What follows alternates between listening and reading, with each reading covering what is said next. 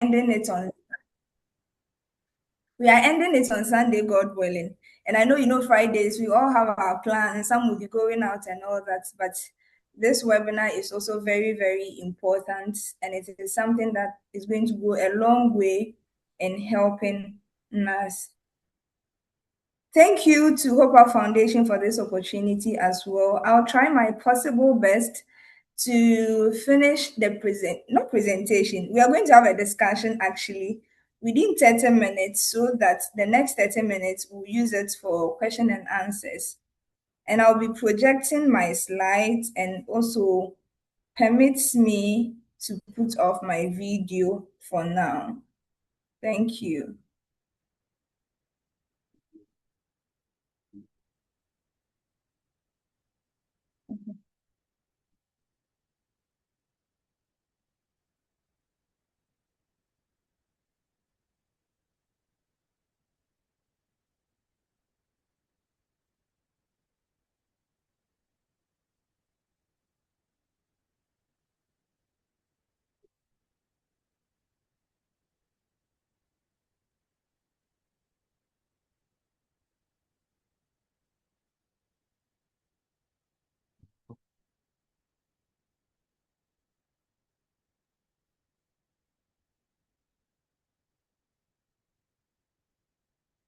Hello. Please, David, can Yes, you please hear let me me? see your slide. Yes, please. I mean, I Oh, hear okay, you too much. okay, okay, okay. All right. So this evening, we are going to talk about how progress looks. So the topic for this evening is progress looks different. Seeing ability in autism and not disability. Seeing ability in autism and not disability. Throughout the week, we've learned about what autism is all about and all that. Yesterday, we also touched on progress, something small on progress, and how practically we can help people or children on the spectrum. This evening, we are going to look at, or we are all going to discuss how we can see the ability in autistic children and not disability, sorry. When many people hear about the word progress, they often think about big achievements such as the child speaking fluently, getting good grades, socializing easily, or behaving like any other child or every other child. But one thing I want us to know is that in autism, progress does not always look that way. Sometimes it's so funny. Sometimes progress is as little as tolerating noise without crying. The child tolerating noise without crying. Imagine you have a child who is very sensitive to noise. And anyway, anytime you take the child to where there's a lot of noise, the child starts to react, having meltdown and all that. And this time around, you take the child to, for instance, maybe a party, a children's party, and the child is able to sit there for 10 minutes without reacting to the noise, but the child rather tolerates the noise. That's progress when it comes to autism. That's a big progress. Sometimes to is pointing to something instead of screaming. So sometimes, working with autistic children, or if you have a child who is on the spectrum, depending on his or her challenge, sometimes they are not able to communicate. When they want something, they rather hold your hand and take you there. Some are even not able to point to what they want. They will just get there and they will start crying. Imagine such a child now is able to point to a bottle that he or she wants a bottle. That is a progress when it comes to autism. Sometimes it's as little as trying a new food. Some of them are very sensitive to texture. There are certain food that when you give to them, they will never take it. If they just feel the food and they don't like it, no matter what you do, they will not take it. And imagine this child now, anytime you give the child any food, he or she is taking it. Is that no progress? That is progress when it comes to autism. These movements may look very small to outsiders or people who don't really understand what autism is all about. But for families, for caregivers, for therapists like us, they are huge victories. David can attest to it. They are huge victories. So yesterday, I think yesterday or last 2 days, I was working with this child and she doesn't follow through instruction. I gave her an instruction and I told her to sit. She waited for some minutes and she looked at me, laughed, and went to sit down. Come and see me. The way I screamed, that was my highlights for the day. Like, that was my highlights for the day. So outsiders may see this as normal, but if the child, you've given instruction and the child is able to sit, what is the big deal about this? But for caregivers, families, parents, therapists, advocates, it's a big, it's a, I don't know how to put it. It's a huge victory for us. So today's presentation, we are going to focus on shifting our mindset from only seeing disability, underline word, disability, to recognizing ability, effort, growth, and progress, even when it looks different from what the society expects. So what does society expect? Or how do society see progress to be like? Sorry, I'm not sorry. Okay, let me go back. Okay. What society thinks, or how society view progress to be like. Many times society measures progress using only visible and academic achievement. Sometimes they are expecting, not sometimes, most of the time, they are expecting that a child will be able to speak at this certain age. The child should be able to behave in this certain way. The child should be able to learn quickly. The child should be able to draw. The child should be able to add two and two to give him or her for as an answer. The child to be able to socialize easily. That is how society view progress. But when it comes to an autistic child, they develop differently. Society may quickly label them as the child is being stubborn, the child is being difficult, the child is delayed, or the child is problematic. Sorry. Sometimes they even go as far as labeling the child as the child is a spiritual human being. However, autism is not a one size fits for all we have to know is that they develop sorry, every child develops differently and every child's journey is unique, just like we who are not on the spectrum. Your journey, David's journey, will be different from mine or is unique from mine. My journey will be unique from Eunice's journey or different from Eunice's journey. What does progress really looks like in autism? We are saying progress, progress, progress. What does it really looks like in autism? One, responding to their name. Imagine you are handling this child, you have a sibling who is on the spectrum. You call the person, anytime you call the person doesn't respond to their name. They don't even look at you, not to talk of seeing what you want to do or what you want to tell the child. But this time around, you mention the person's name or the child's name and the child responds. This is progress. Most of the children are not able to have eye contact with you. And imagine such a child is able to have a brief eye contact with you. It's a huge progress when it comes to autism.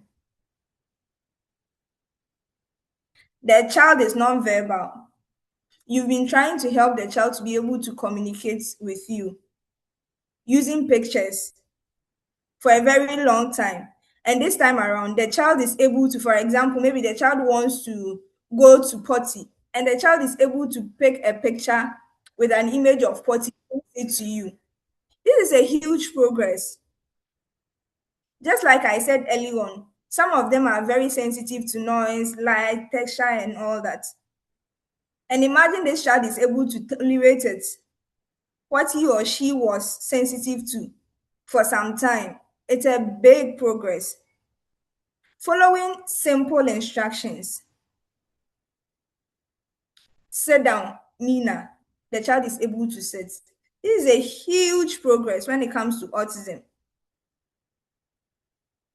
In therapy and in our daily life, progress can look very, very different. So sometimes progress requires repetition and consistency. Therapists, parents, and teachers working together. So, with the first point I mentioned, progress requires repetition and consistency. You have to repeat. So sometimes we, the therapists, when we set goals, sometimes parents will ask, "Oh, Miss Mina, how long do you think?" Or, "Okay, give me a timeline." We are not able to give a timeline because we can assume that, okay, for the next 3 4 weeks the child should be able to do this, that. But if we are not repeating that same thing, if we are not consistent with it, that is why sometimes you come to see a therapist having, or a facilitator or a caregiver repeating the same thing over and over and over again. If you don't understand, you might think the person is lazy.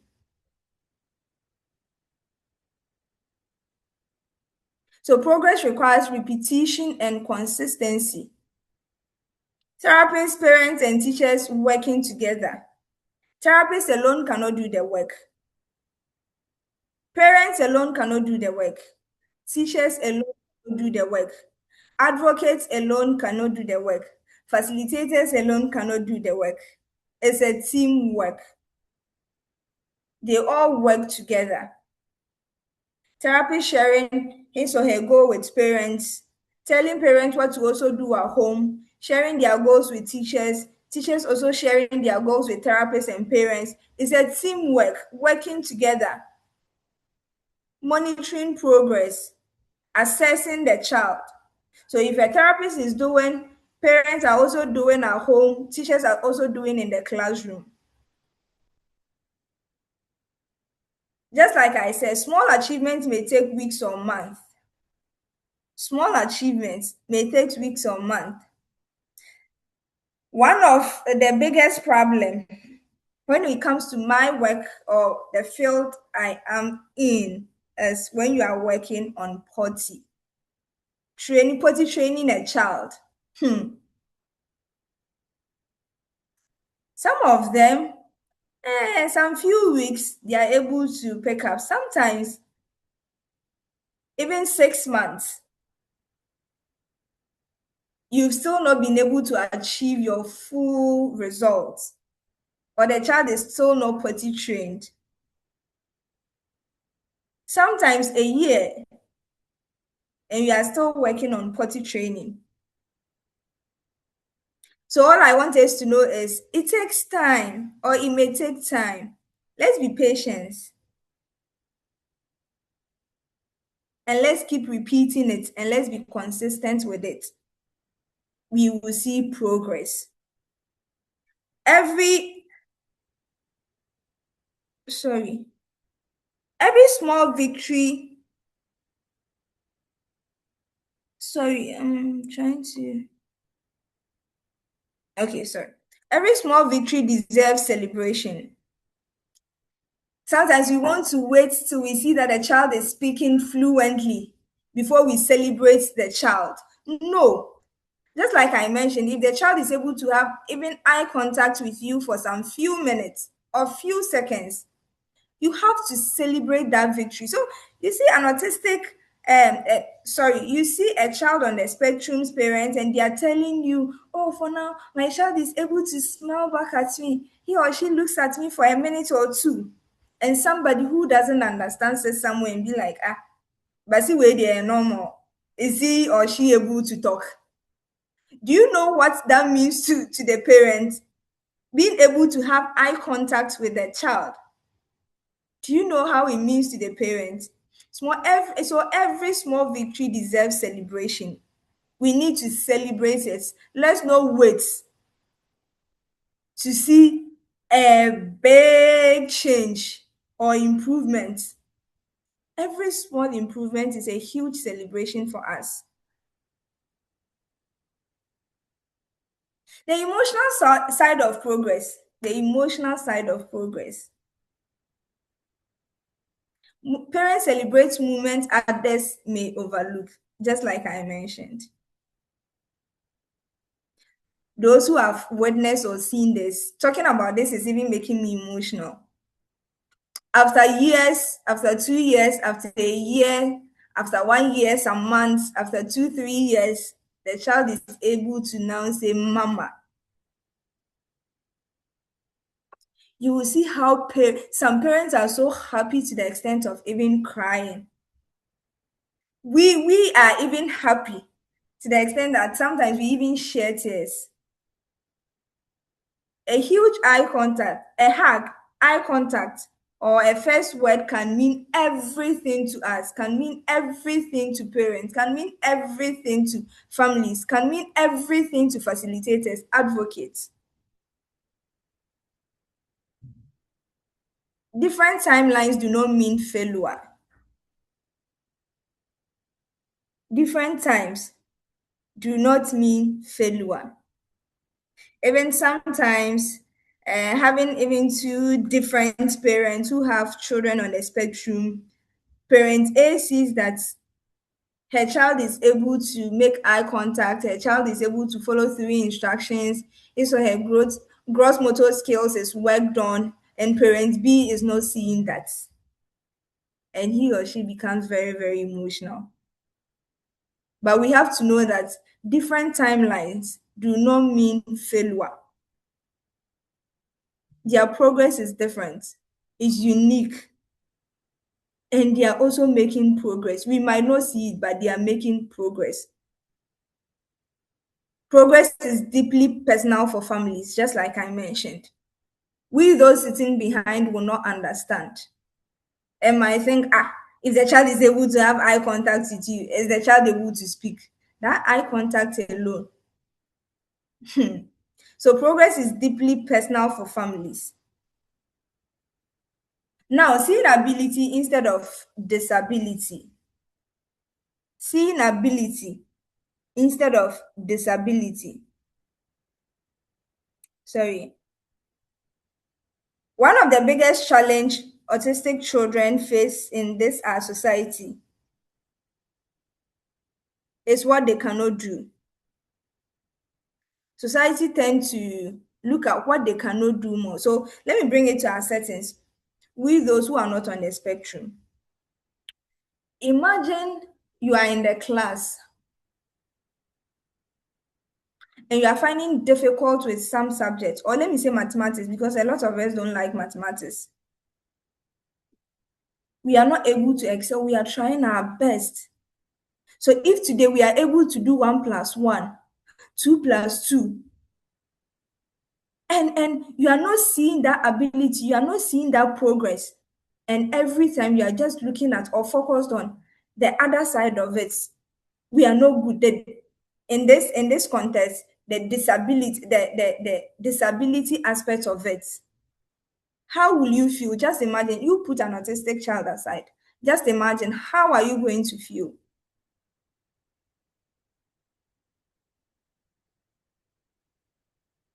Few seconds, just answer it in your head. How are you going to feel? So instead of we saying that he cannot talk,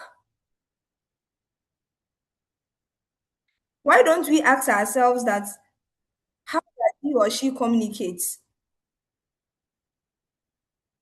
Some of them communicate through pictures, facial expressions, devices, pointing, gestures, and all that. Why don't we focus on ourselves? How does this child communicate? Instead of saying he cannot talk. Communication is not only about speech. Some autistic children also have strength. Some of them have strength in their memory, creativity, visual learning, problem solving, attention to details. When we focus on only their limitation, we ignore their potentials. When we focus only on their limitation, I want us to pay attention to that. We ignore their potential. So, what are some of the practical ways to support progress? What are some of the practical ways to support progress? Celebrate small wins. I think I talked much about it. Celebrate small wins. Avoid comparing children, avoid comparing them, or avoid comparison. Be patient and consistent, or be patient and understanding. When we talk about be patient and understanding, when we are talking about it this way, it's very easy. Oh, for me, I'll be patient. For me, I'll be very understanding. But when it gets there, or when you've not come or had encounter with an autistic child, you wouldn't understand. Not because they are being stubborn, they just process the world differently. So if you are not patient with them and understanding, you're going to hurt yourself and hurt the child as well. Most of the time, we lose our cool when it comes to certain behaviors they display. When it comes to the behavior, I think David, maybe next year or something, they can, or within the year, David, I'll talk to David. We need to have a whole presentation on understanding their behavior. Most of them communicate through their behaviors, the behaviors they display. When you are hungry, you who is not on the spectrum, when you are hungry, there's a facial expression you display. The same way when an autistic child is hungry and he or she is not able to talk, he or she starts to throw tantrums. Create accepting and supportive environments. Somebody says something and the person was like, instead of us forcing these children to follow or to fit into our system, why don't we create an environment for them where they will be able to thrive in their own way? Create accepting and supportive environments. If you're a school head teacher here, if you are a headmistress here, instead of forcing the child to follow what, in quotes, permit me, those who are not on the spectrum are doing, why don't you create a whole system for the child to be able to thrive? Avoid comparison and judgment. Let's not be quick to judge them. Let's not be quick to judge their parents. Let's not be quick to judge their families. And let's not also be quick to compare them. Even when you have two autistic children, they are all different. And the support they will need will be different from each other. So if child A is making fast progress, don't compare to child B. Child B is also making progress. You might not see, but the child is making progress. So let's avoid comparison and judgment. If you have nothing to say, just don't judge them. Don't judge parents. If you have nothing to say, just smile and go your way. Sometimes, as little as a smile to parents with children on the spectrum makes their day. As little as a hug goes a long way. So this evening, what are we taking home? What is our take-home message? As we are leaving here, or as we are ending today's presentation or discussion, after that, we will ask questions and add our contributions to it. It's a discussion, not a presentation. Progress in autism may be slow, quiet, or different. Sometimes progress is very quiet. Sometimes it's going to be very slow. Sometimes it looks completely different from what society expects, but it is still in progress. So when we stop focusing only on disability and begin to recognize the ability they have, the efforts, and the growth, we create a room for autistic children to thrive. Different does not mean they are less. Difference does not mean they are less. Let's recognize their efforts. They are making efforts. They are making progress. Let's recognize it and their growth. It will help the children thrive. Every form of progress deserves respect. Every form of progress, being it eye contact, being it following through instruction, some gross motor skills, being it speech, saying a word, being it communicating with you with pictures or gestures. Let's respect that. It is progress. Progress comes in different forms, and the difference deserves to be respected. Thank you so much. If we have questions, mm, we can take the questions and address them or any contribution.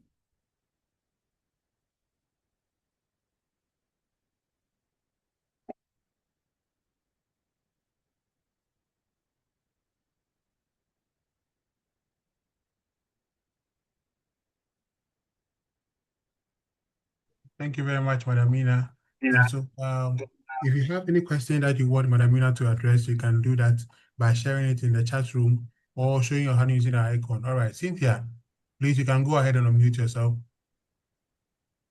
Okay. Thank you very much. And thank you very much for organizing this. It's been very informative.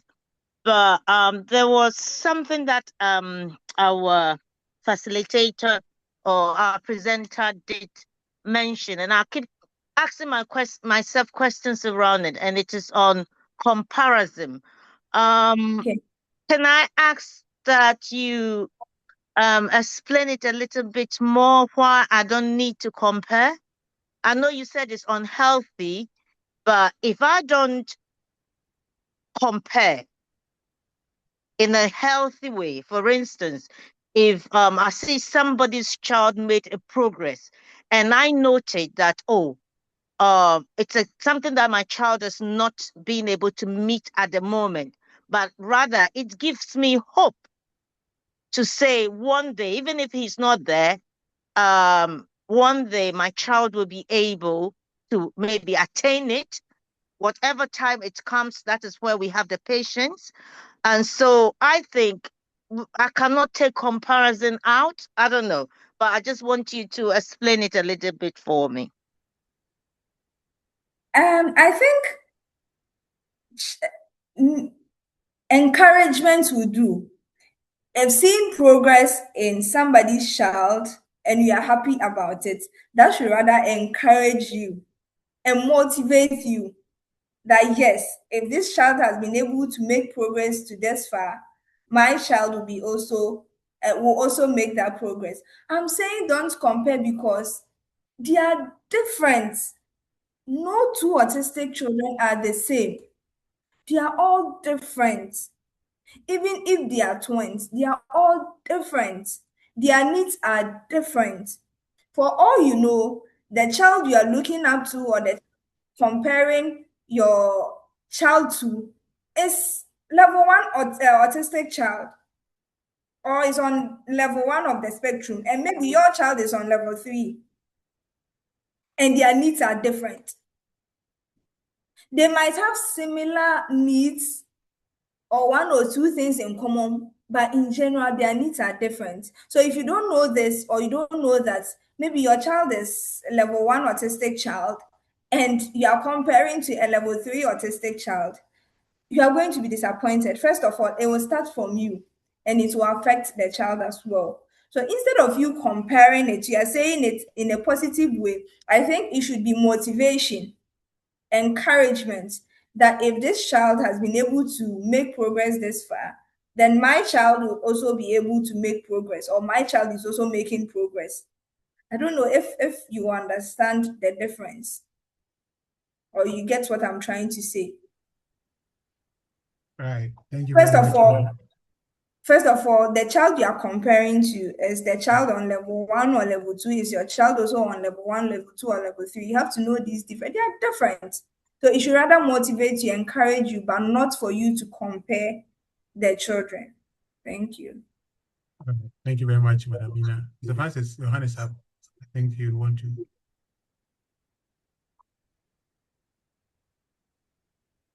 Mr. Francis, you can go ahead and unmute yourself. All right, but just so Mr. Francis gets to unmute himself. Okay. To add on to Madam Mina. All right, sure. Right, go ahead. Okay. So, Madam Mina, in a part of the world, in our setting here, typically, Ghanaian society, most of our parents and children, our brothers and sisters who are fortunate to have this spectrum, we live in a traditional setup where people believe that these things are spiritual. And even if it has been diagnosed and all measures and other things have been made known to them, they still find it very difficult to believe that it is true.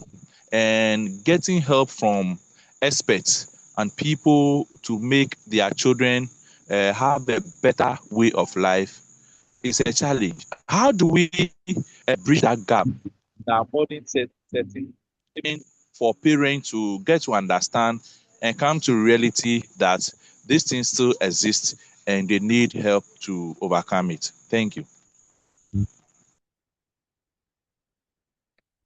Thank you so much. So, a few weeks ago, I even did a presentation in church, and someone who came to visit our church, after presentation, after service, the person came to me that, Miss Mina, do you know I have never heard of autism? I have never heard of autism before. This is my first time. Any challenges I see, any issue I see related to children, I think it is Down syndrome. That's the only thing he knows. He has never heard of autism. Sometimes it depends on how we go to talk to the parents. Even accepting it in the first place, for them to accept it that their child is an autistic child, it's not an easy thing to accept that your child has a challenge and needs to be worked on. And let me mention this, that autism is not cured, it is only managed. But the children can live independently with proper interventions, early interventions. The child will be able to live independently. It doesn't mean it can be cured. So now, how do we convince them? How are we able to tell them that they are not, in quotes, in summa, they are not spiritual beings and all that? I think, honestly, let's be honest here. As I sit here, I know there's a lot of work to be done. We keep doing Autism Awareness Month. It continues. We are doing still. People are still saying that autistic children or children on the spectrum are not. They don't have issues, or they are not. They don't have issues, but they are just spiritual. They relate it to the spiritual being. Some of them say they are from water, they are from all that. You can only educate them. For me, I think you can only educate them, but you can't force them to believe it. You can educate them. Those of us here, we are all advocates. We are all champions, or autism champions. We are all advocates and champions. That is why Hopper Foundation has come up with this idea that we come together, we learn, and when we go to our various workplaces, our various hometowns, our various villages, We'll be able to spread the word, but it doesn't mean that immediately you say that they are going to believe it. They are going to buy into it. It depends on how you tell an autistic parent that your child needs help, your child is that. It depends on how you go about it. When you go your first stage, how do you say? Do you go in with the first impression is you judging the person? And some of them don't have the money to be able to go in for extra support, the therapist and all that. Sometimes one child will need occupational therapy, speech therapy, behavior, ABA therapy, play therapy, all these therapy. One child will need it. And sometimes parents are not able to do what? Provide these services. Yesterday, I contributed, those of you who joined, I contributed that when it happens this way, for me, what I've come to discover or learn is know your child very well. Know your child very well. Just like we spend time knowing our husbands and our wives and our boyfriends and our girlfriends. Know them very well as well. Take them as a project and invest in them. Try to, if you know them, I believe even if the word is even if there's no support, you'll be able to support your child. Even if there's no support, you knowing your child alone, you will know what you need to do with the child or you have to do for the child to be able to thrive. I don't know if if I have attempted as answering the question or still you need, or okay, if somebody also has anything to add, you can also raise your hand. I think it's a discussion. It's not a presentation, it's a discussion. Right. So keep your questions coming. Madam Mina, I have a question in the chat box. This from Miss Lottie. She says that what opportunities should schools create when they notice special talent in children with autism spectrum disorder? Because here in our country, I do not get to see any of their talent being harnessed over here. How best can this be achieved? What opportunity? Sorry, I'm also reading it. What opportunity should schools create when they notice special talent in children? Sorry, with autism spectrum disorder, because here in the country, I do not get it. I would say if you notice a special talent in the child, first of all, think about it. Looking at this talent that the child has, what can the child really do out of this talent? I think if you are, first of all, if you are able to figure that out, that will guide you on your next step. Maybe the child likes to sing.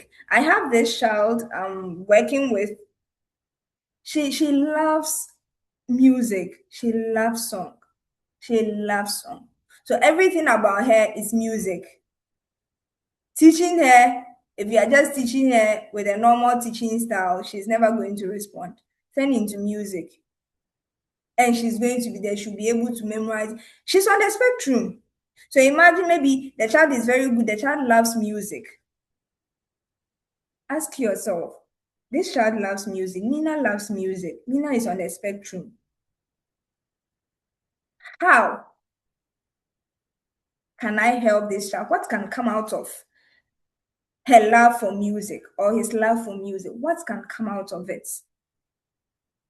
Then that will guide you on the structures to put in place. Like if you are the one working with a child, you think you're no good when it comes to music. Sometimes schools, if you have a music teacher there, if you have an expert there, someone like David, contact them, ask them, okay, this child, I think I have discovered something or a talent in this child. This child likes music a lot. And I want to do something. I want to see how best I can be teaching him or her through music. The music teacher will come in. Parents will also come in. This is not only you, your work. All these people will come together. You sit. Then the music teacher will teach you strategies on how or what you can do or what you can adapt to help. Why am I saying parents have to be in? while you are taking or you are discussing this, coming up with how best you can help this child nurture his or her talent, parents are also listening. They're also doing it at home. There's this child on the spectrum, I don't know, Phil, if some of you have heard of him before. He plays the keyboard. David, I stand to be corrected. I think he's African first cyclist. Right. Yes. Autistic cyclist. Autistic cyclist. African. So his mom was able to discover this early. And his mom, I think, his mom was like, how can I help this child? Started making inquiries, researching about it, speaking to people, and putting in the structure. So you can't just say it and you alone. How in this, yes, in this our country, to be honest, I have not seen schools doing that. But it is something you can bring on board. It is something you can implement in your school, wherever you are. Start paying attention to these children, their talents. Try to discover their talents. Maybe this will even take one of you far. If you're able to implement this in your school, this will give you a bigger opportunity. Create a system, do research, speak to people, create a system, come up with a system, a strategy, practical ones, considering the child, on how the child can fit in and how the child can thrive and how you can nurture the child.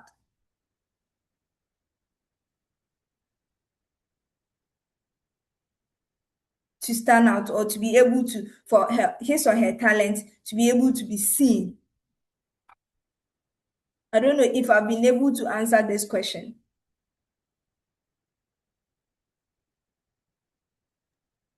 All right. Thank you very much, Mina. So keep your questions coming. You can feel free to put in the chat box or still use your icon. And I'm going to unmute you so that you can go ahead and talk to Madam Mina. Okay, so a quick one before any questions come through.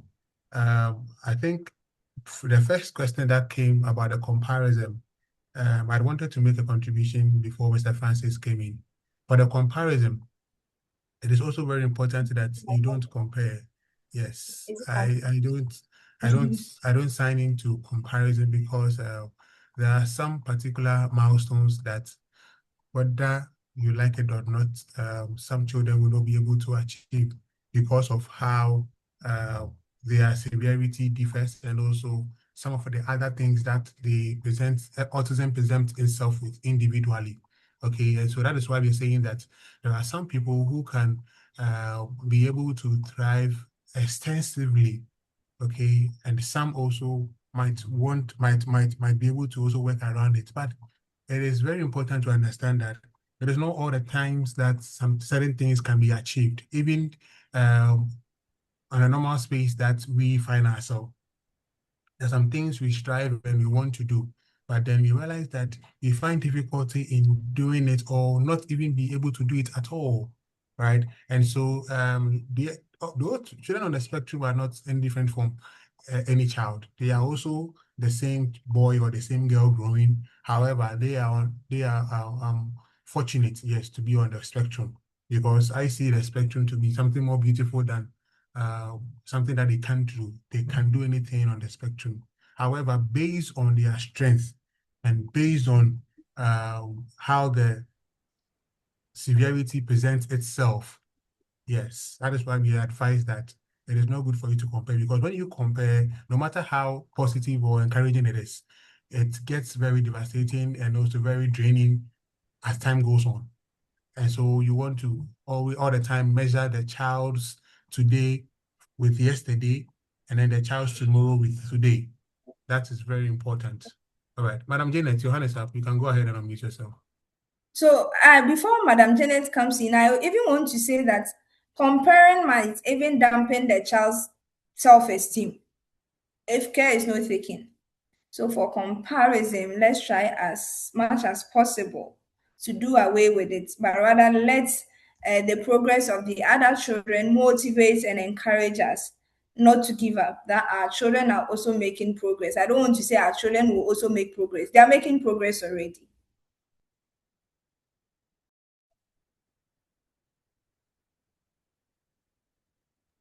Madam Janet, please go ahead.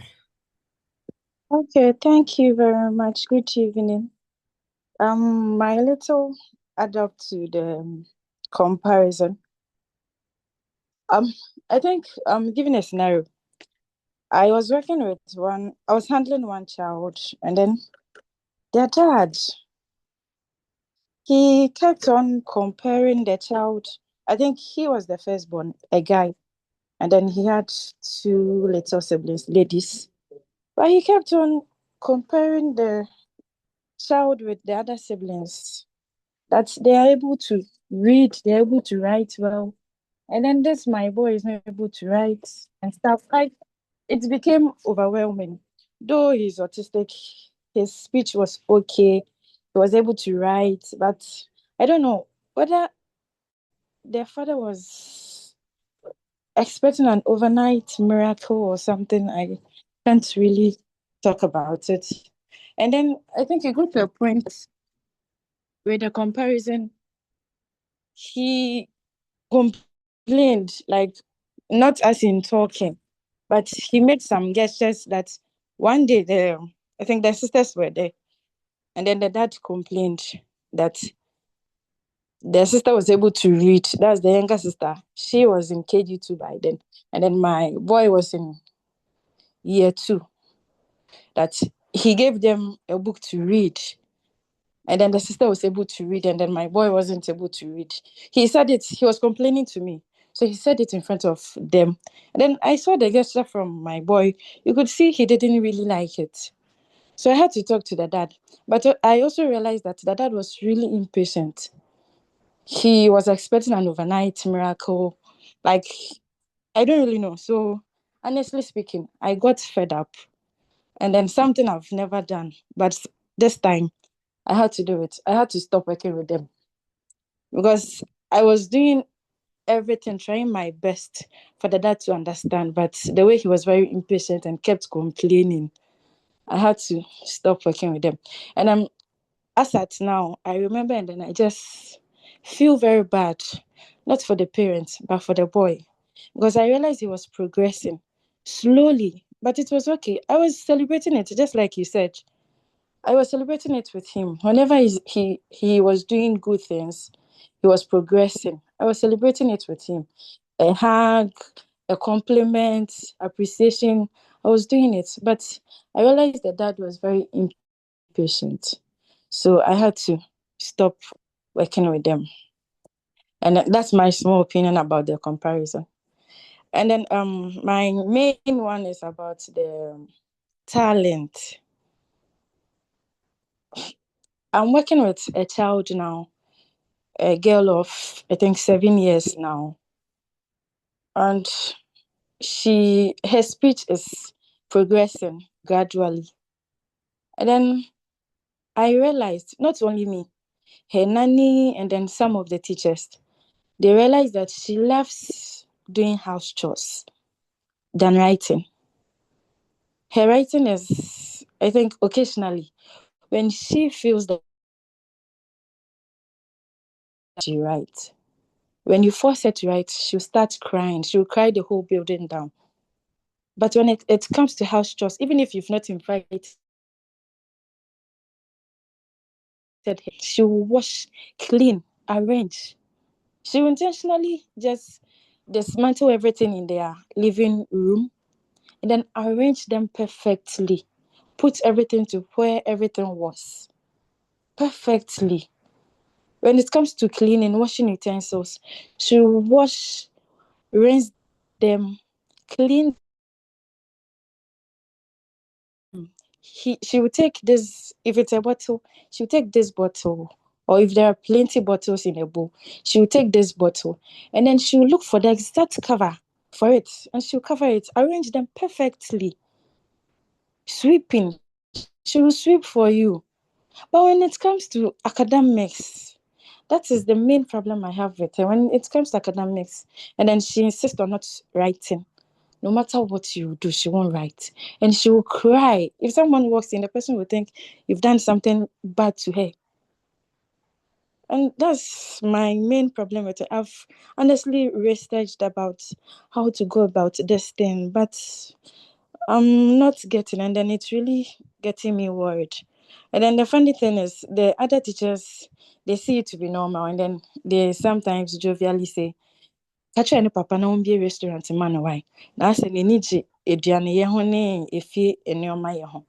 But how can you be a CEO of a restaurant and then you're not able to write? It doesn't sometimes make sense.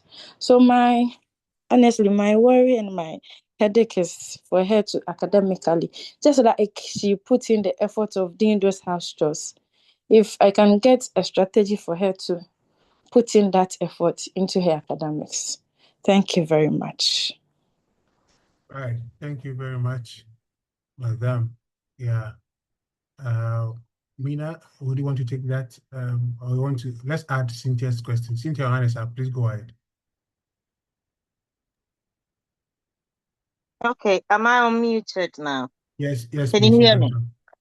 Okay, so I just want to contribute to what Phyllis, the lady who just spoke is Phyllis, isn't it?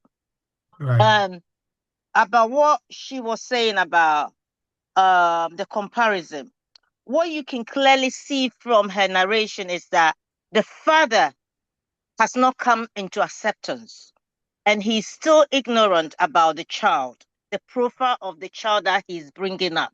So I think that is why we are all here today, because I'm very tired, but I have to jump onto this call because we all aiming to learn more about autism so that we can advocate and also educate people who are either adamant or don't want to know and think these children are either silly or have behavioral problems or just don't want or stubborn. Usually that is what we will say, but that they've got issues that if it is clearly addressed, then will be those children will really do well in life, just like the little girl that Phyllis is talking about. Clearly, what I can see from that is that if she likes to do chores, then she's got motivation to do things. So what you can do, Phyllis, is to talk to her about the things that she is doing right now, encourage her. Then whilst you're doing that, you can tell her, do you know what? If you can write A for me, I would let you go and do this. You can go and sweep for me, or you can go and tidy this one up. If you write B for me, I'm going to do this for you. So that way you'll be introducing learning in the activities that she like most, and I tell you, she will start picking up, and she will always come to you to give her something to do so she can go and do the things that she loves. And I think if I am in that position, that is the strategy I will put in place. Thank you very much. Thank you very much, Madam Cynthia. That's fantastic. Right. God bless you for that contribution. Mina. I think the little that I want to contribute to is sometimes, these children, first of all, they don't even know what to do. They don't understand why they have to do that. Do you get it? And how to even do it. They don't know what to do.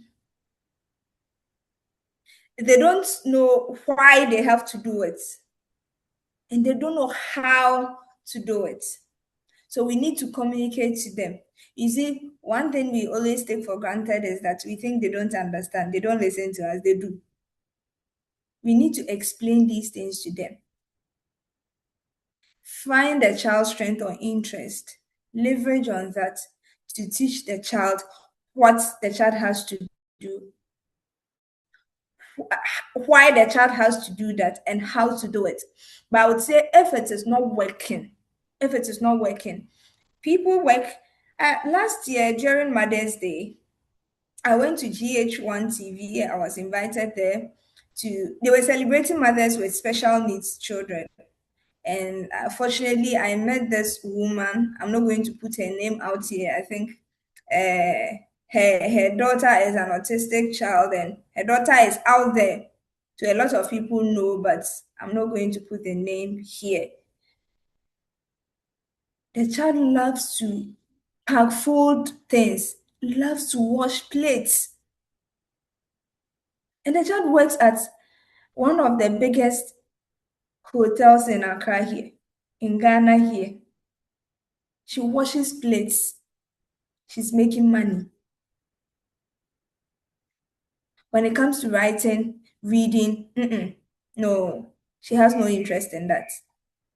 But folding of things, washing plates, keeping the place neat, tidy, she loves that. Her mom says she can do it the whole day without getting tired.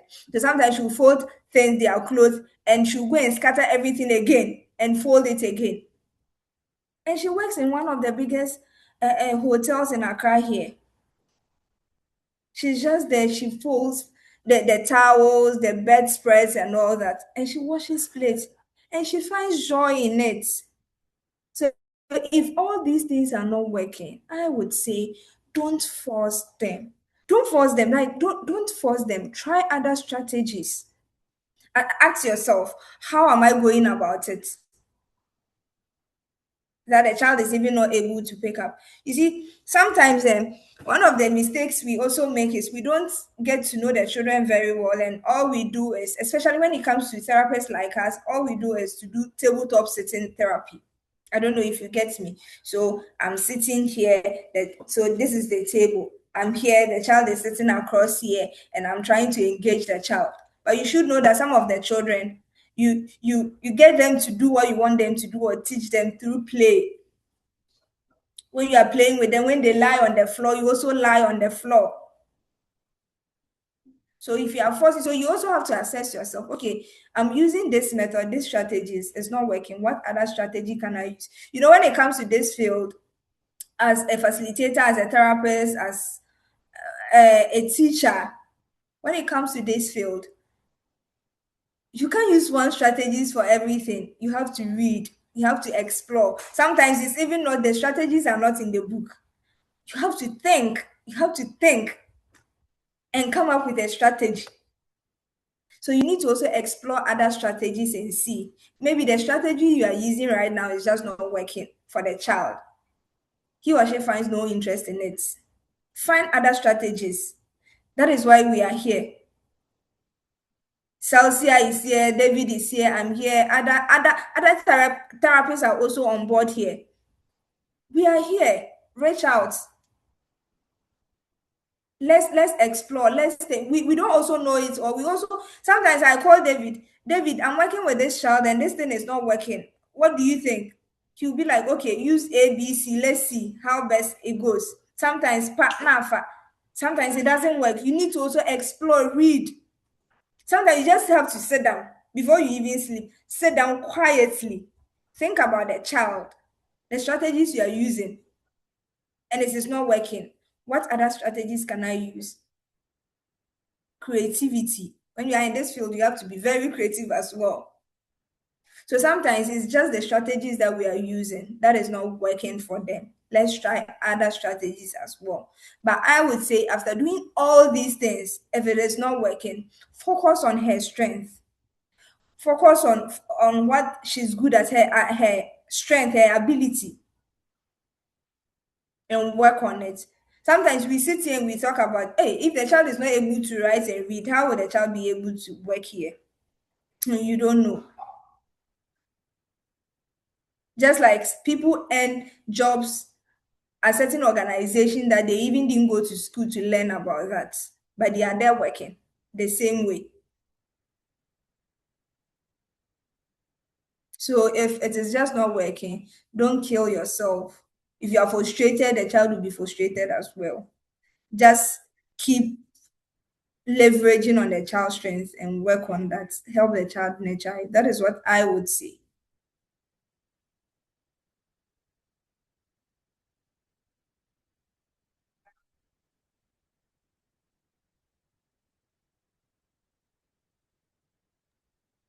Madam Cynthia, your hand is up. Is it for the old one? Okay, it's It's, down now. All it's right. an old one. Sorry. I'll bring it Right. down. Sure. Thank you. That's Well, fine. I That's think fine. David, there's a message from Miss Celsia, and I love that message. She said, please, dear caregivers, dear therapists, dear teachers, dear parents, I am begging you all, for your own mental health, avoid hastening progress. Do not wish, in capital letters, do not wish your child was like another. This will protect your mental health. The job is already a little too heavy. So keep it light by doing what works for your child and your child only. And I love that. There's no explanation to this. And I love that. I love that.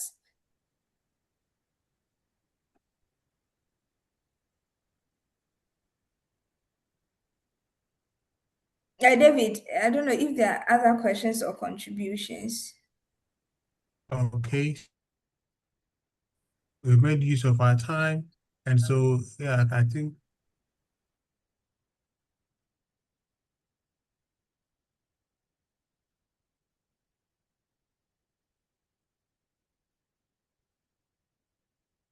and cooking, typewriting the cooking utensils she loves.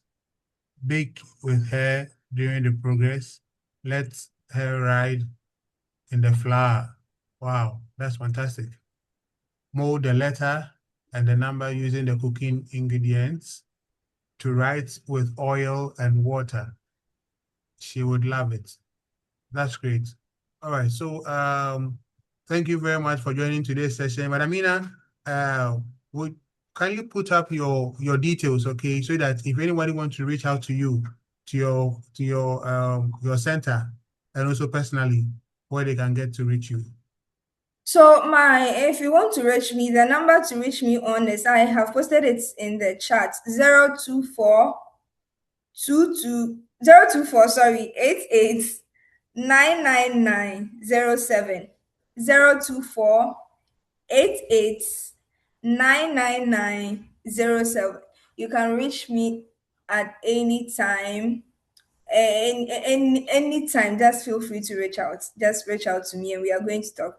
SpecCare too, if you are looking for a place or looking for a therapist and facilitator, reach out to me. SpecCare, we are there to support. We are here to support you, or parents, families, individuals. We are here to support. So that's my number. You can personally reach me on that. So thank you. And thank you so much for your time too. I know today is Friday, we are very tired, but thanks for making time to join this discussion. Thank you very much, Madam Mina, and thank you for your time as well. Thank you very much, everyone, for joining in. Tomorrow will be more of strategies on how to unlock your child potentials, how to look into the autistic child's face, his actions, and then tell his strengths. Okay, so if you're a teacher, if you are a caregiver, if you are a therapist, if you are a school head, you shouldn't miss tomorrow. It's going to be more of practical strategies. I see a lot of the questions in the chat room, and those will be addressed typically tomorrow. We're also going to look at how the learning takes place in the mind of an autistic child.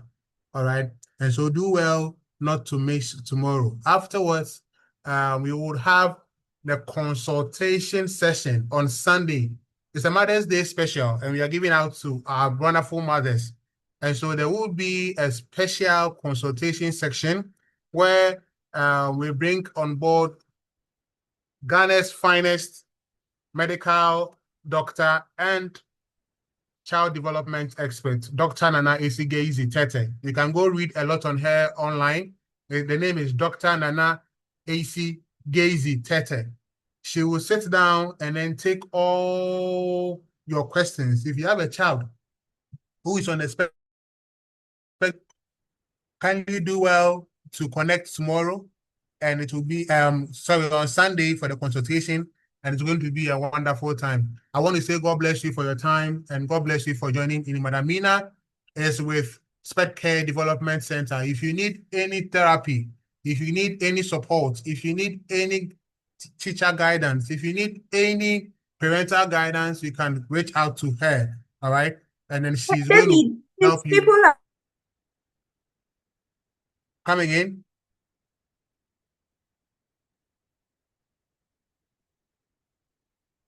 All right, so thank you very much for your time, and see you again tomorrow. The meeting has officially ended. Thank you very much.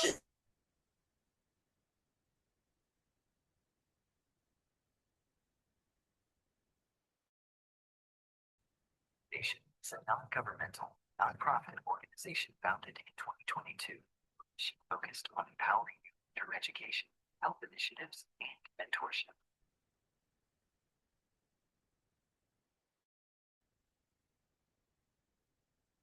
Our goal is to inspire active participation in work among young people in lasting change.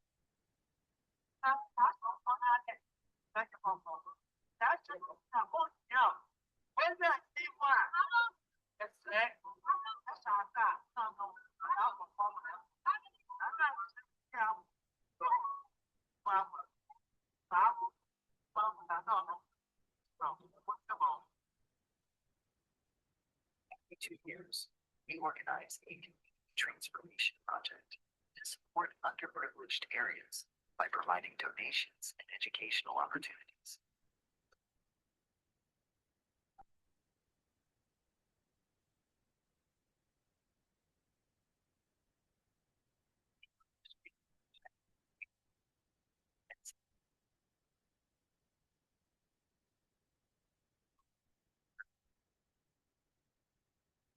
C.E.O.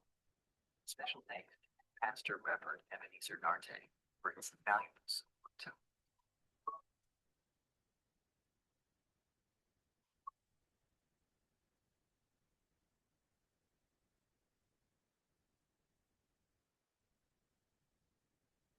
together, we donated clothes for all ages, books for education, and took the opportunity to speak with the community about the importance of unity, hard work, health, and staying away from harmful substances that can endanger their lives.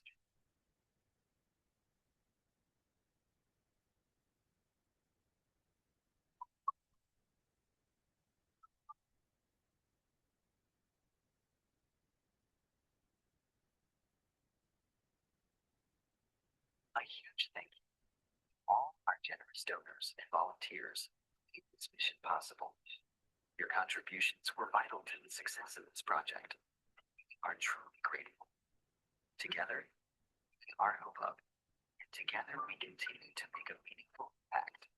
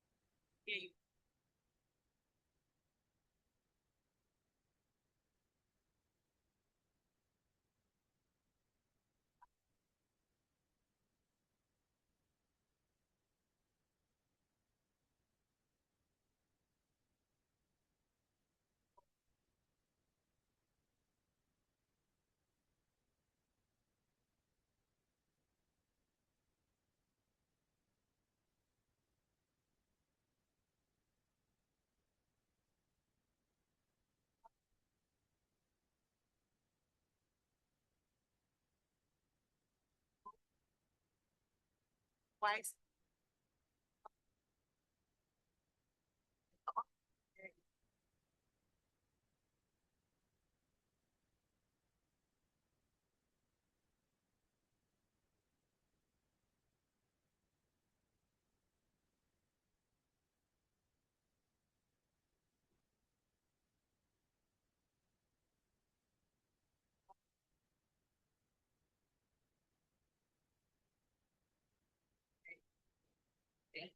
What sense?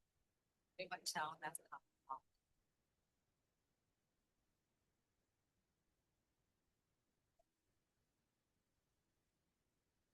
Up Foundation is a non-governmental, nonprofit organization founded in 2022 with a mission focused on empowering youth through education, health initiatives, and mentorship.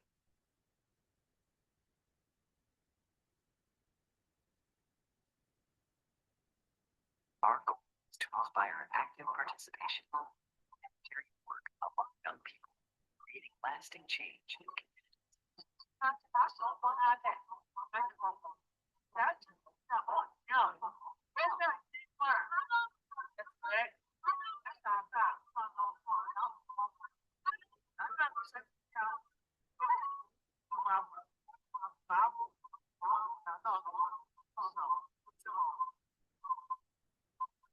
Every 2 years, we organize a community transformation project to support underprivileged areas by providing donations and educational opportunities.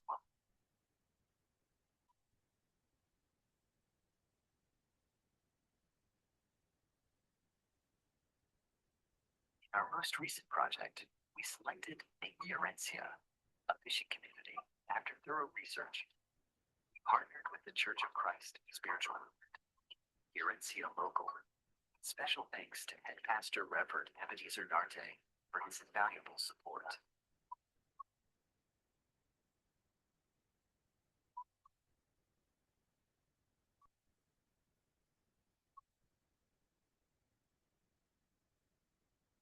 Together, we donated clothes for all ages, books for education, and took the opportunity to speak with the community about the importance of unity, hard work, outlook, and staying away from harmful substances that can endanger their lives.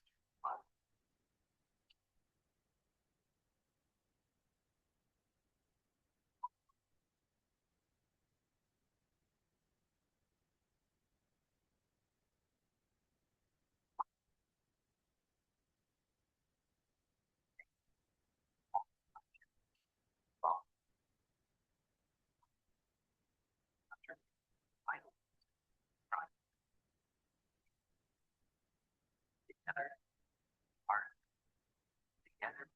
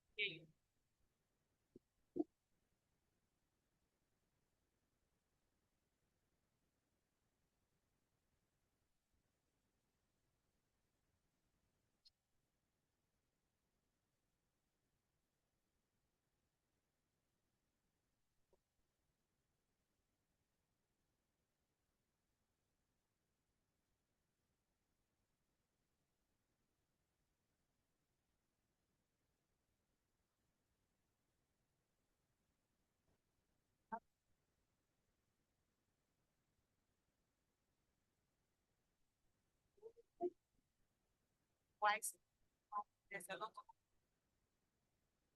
and the oxygen there was very